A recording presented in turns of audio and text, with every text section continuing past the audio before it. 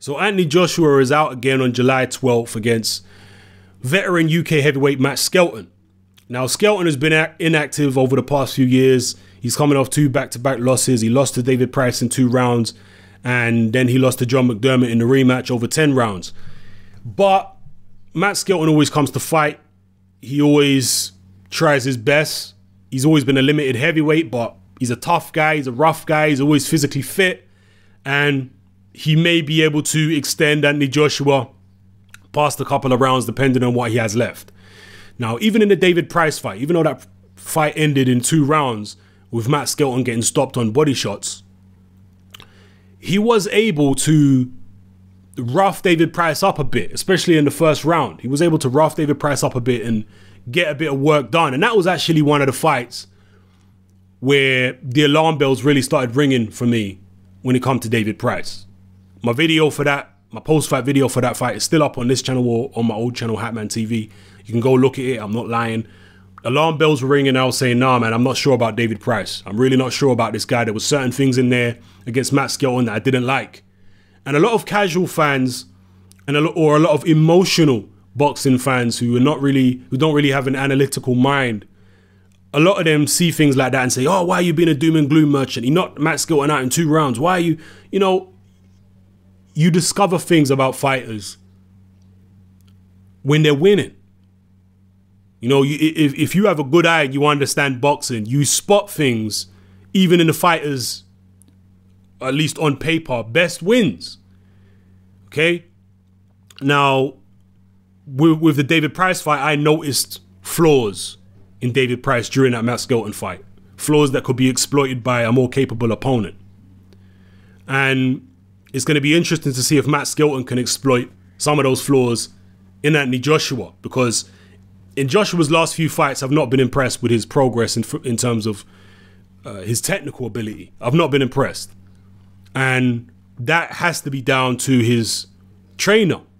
And in a previous video where I talked about Anthony Joshua's trainer and I said that he needs a better trainer, a couple of guys, but one person in particular got offended by that.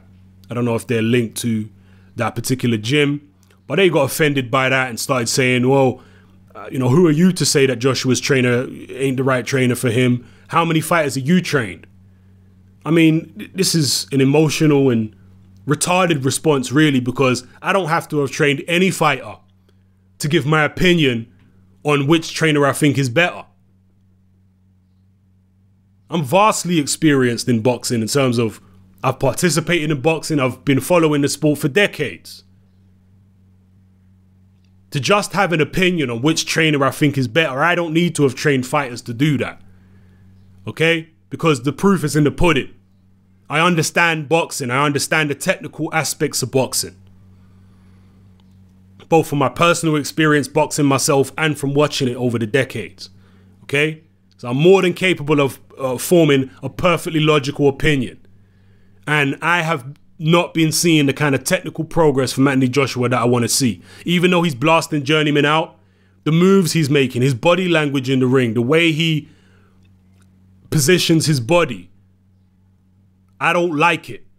Okay? I don't like it. From what I'm seeing so far, he's not learning what he needs to learn. He'd be much better off with a guy like Tommy Brooks, who David Price is with now. In 1 fight, or is it 2 fights he's been with Tommy Brooks now? I think 2 fights. But in 2 fights, I've seen a vast improvement in David Price. I'm not saying David Price is a finished article, but I've definitely seen a marked improvement in David Price's technique, the way he's moving, his upper body movement, his positioning. I've definitely seen an improvement in David Price since he's been training with Tommy Brooks. So I'm not seeing that kind of improvement in Anthony Joshua, and that's the reason why I'm criticizing his training setup. Some people are going to say, well, maybe he's just a difficult guy to train. I seriously doubt it. Have you seen the guy's physique?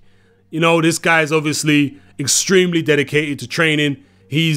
In all his interviews, he's very, very humble, and he's very keen to learn, and he's very keen to improve on the mistakes that he's making in each fight. But I just don't think his trainer has the know-how to bring him along and, bring him to the place where he needs to be to make the most out of his talent. And right now, I'm starting to think that Anthony Joshua is going to become an accident waiting to happen.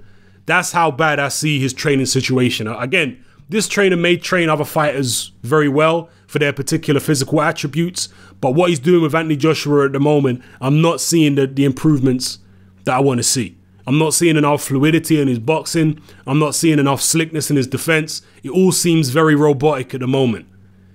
Okay, and David Price himself was a robotic guy, but he's loosened up tremendously under Tommy Brooks. And Tommy Brooks is a vastly experienced trainer. So, again, we'll see what happens in the Matt Skelton fight. I want to see serious improvements. And if Eddie Hearn is really serious about Anthony Joshua, and, you know, he knows as much about boxing as I hope he does, then he needs to get Anthony Joshua a serious trainer. The guy he's with right now, for heavyweights at least, for Anthony Joshua, because, you know, when it comes to boxing trainers, it's not one size fits all.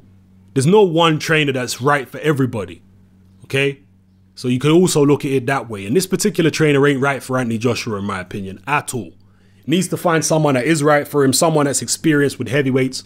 Tommy Brooks would be the perfect candidate as far as I'm concerned. And also, just before I close off this video, I heard a rumor, and again, this is just a rumor, but there is a rumor going around in boxing circles that in a recent sparring session, Anthony Joshua was actually knocked out. This is the rumor that's going around. He was actually knocked out by David Price. Very interesting if that's true. Now, there's so many rumors that go around. Some of them are going to be true. Some of them are going to be made up. Some of them are going to be exaggerated rumors. Okay? But you'd be surprised by the stuff that goes on in boxing gyms in terms of fighters who get knocked out and all this kind of stuff. You know, if Edison Miranda's trainer hadn't come out and confirmed it, who would have believed that Edison Miranda knocked out Chad Dawson in the lead up to Dawson's fight with Andre Ward? Was it the Andre Ward fight, or was it the Adonis Stevenson fight? I think it was the Andre Ward fight. He was knocked out before the Ward fight, 2 weeks before. So who would have believed it? Because Edison Miranda was never viewed as on the same level as Chad Dawson, but apparently he knocked out Chad Dawson in sparring. There's been various other things that have happened in sparring. Oliver McCall dropped Mike Tyson in sparring. Okay, apparently Lamont Peterson beat up. This is what the rumors was. He beat up Floyd Mayweather in sparring. There's a lot of stuff goes on in sparring that would blow people's minds. Yeah, it was once said, I can't remember who said it, that a lot of the best fights of all time, the average fan never gets to see because they take place in the gym and sparring. And believe that's true. Okay, believe that is true. So whether or not Anthony Joshua got knocked out by David Price in sparring, I don't know. David Price is certainly way more experienced than Anthony Joshua as a professional. He's been in professional camps and whatnot, vastly experienced, been in with some good fighters, people like Tony Thompson and whatnot. So, and he can punch like hell. So it's definitely possible that if he landed, he could knock out anyone, not just Anthony Joshua. So I'm certainly not going to dismiss the idea that Joshua was knocked out by David Price. Certainly possible. It don't necessarily even mean that, you know, because when this rumor has come out and been circulating, a lot of people are just in disbelief. It's like, nah, no way. Anthony Joshua could never get knocked out by David Price.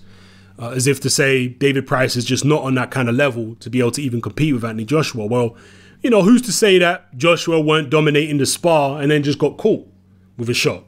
You know, or maybe he wasn't dominating the spar. You know, we'll never know if the spar even took place. Again, this is just a rumor. But don't be so quick to dismiss it. Especially, like I say, in the light of the fact that Anthony Joshua isn't really been trained the way that he should be trained. You know. Anyway, drop your comments below. Let me know how you feel about this fight and Anthony Joshua's career in general and the rumors and whatnot. This is Hatman. I'm out.